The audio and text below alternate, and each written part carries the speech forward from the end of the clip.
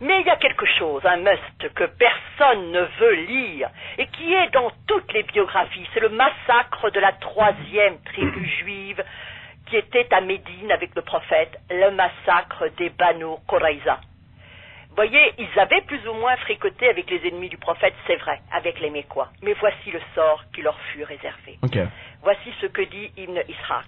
On les fit descendre, ils avaient été enfermés dans le quartier de Bint al-Harith, c'est-à-dire la fille d'al-Harith, à Médine. L'envoyé d'Allah alla sur le marché de Médine et fit creuser des fossés. Il les fit venir. On les fit venir par groupe. Ils étaient au nombre de 600 ou de 700. Certains disent 800 et 900. On leur coupa le cou. Et dans Ibn Hisham, page 277, puis il fit venir les Banu Qurayza, ce sont les juifs de cette tribu, par petits groupes, et leur coupa la gorge sur le bord du fossé. Le prophète ne cessa de les égorger jusqu'à leur extermination totale.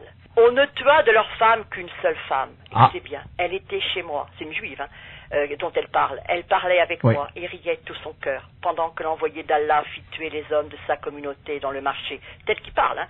Soudain, un crieur cria le nom de la femme, disant « Où est une telle ?» Alors elle répondit « C'est moi. » Je lui dis « Qu'est-ce qu'il y a ?» Elle répondit « On va me tuer. » « Mais pourquoi ?» lui dis-je.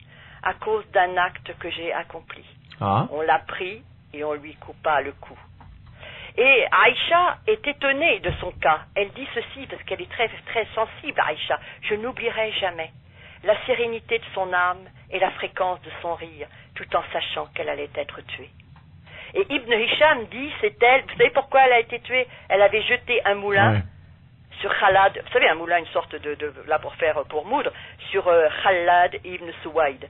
Mais il y avait quelque chose encore plus touchant. Il y avait un juif, Al-Zubayr, qui avait rendu un service à un arabe, qui était des compagnons de Mahomet. Et vous savez, un bienfait, il faut dire la vérité, dans un monde bédouin, ça ne s'oublie jamais. Alors l'arabe s'invite Allah auprès de Mahomet, il lui dit, fais-moi don de son sang. Il m'a sauvé un jour, il est à toi, dit le prophète. Okay. Et alors Al-Zubayr, le juif, dit alors, mais où est Karb ibn Assad? Et l'arabe sabite répondit, il est tué. Et un tel, il est tué. Et un tel, il est tué. Alors Zubayr, le vieux juif, dit alors, oh Stabit, je te prie de me faire rejoindre ces gens, car la vie n'a plus pour moi de sens. Je ne peux plus patienter jusqu'à ce que je rencontre mes bien-aimés. Alors on lui coupa le cou. Et quand on rapporta les paroles du juif à Abu Bakr, il dit ceci, « Je rencontre mes bien-aimés. Par Dieu, il les rencontrera dans le feu de la géhenne, où il restera éternellement, c'est-à-dire dans le feu de l'enfer, Jahannam. » Et Ibn Ishaq dit, « L'envoyé de Dieu ordonna de tuer tout adulte parmi les Banu Qurayza, c'est-à-dire la tribu juive. » Mais attendez, ce n'est pas fini. Puis il y eut le partage du butin, page 196. L'envoyé d'Allah fit le partage des biens des Banu Qurayza, de leurs femmes et de leurs enfants, entre les musulmans. Le cavalier avait 3 parts, 2 pour le cheval et 1 pour le cavalier, et le combattant à pied n'avait qu'une seule part. Puis l'envoyé d'Allah envoya Sa'd ben Zaïd al-Ansari à Nejd, vous savez c'est le cœur de l'Arabie, avec des femmes captives pour les vendre et acheter en échange des chevaux et des armes. L'envoyé d'Allah avait choisi pour lui-même, parmi leurs femmes, parmi les juives, Rayhana. Elle voulut rester sa concubine et refusa le mariage. Vous avez dans l'envoyé d'Allah un bel exemple. Et même dans le Coran, sourate 33, on parle de ce carnage de la 3e tribu. Il est dit, une partie d'entre eux a été tuée par vous, une autre réduite en captivité. Fariqan yaqtuluna wa ta'siruna fariqan. Mais il y a autre chose. Après avoir massacré cette tribu juive, c'était la 3e, les 2 autres avaient été en quelque sorte chassés parce que on était intervenu.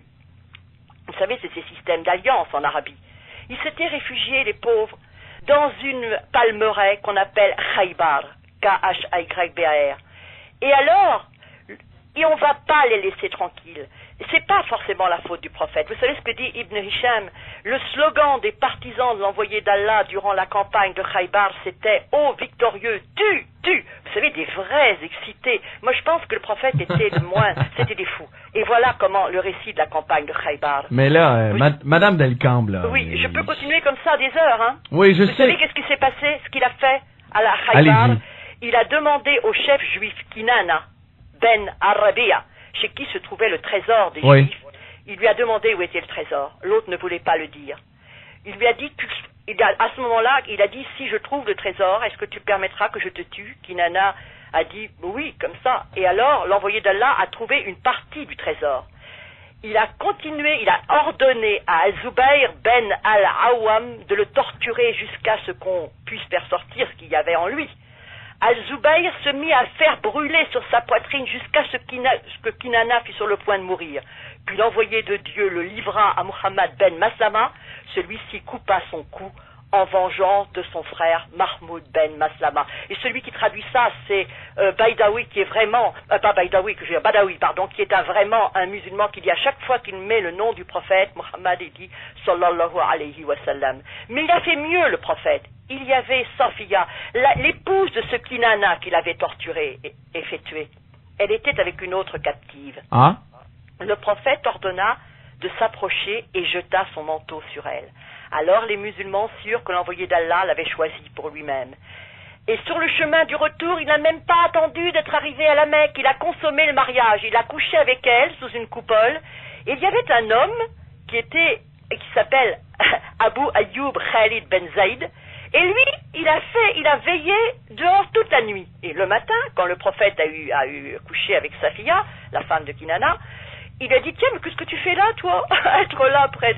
Et Abu Ayyub, et il dit, écoutez bien ce qu'il a dit, ce bédouin, c'est une femme dont tu as tué le père, son peuple, c'est pourquoi je craignais pour toi.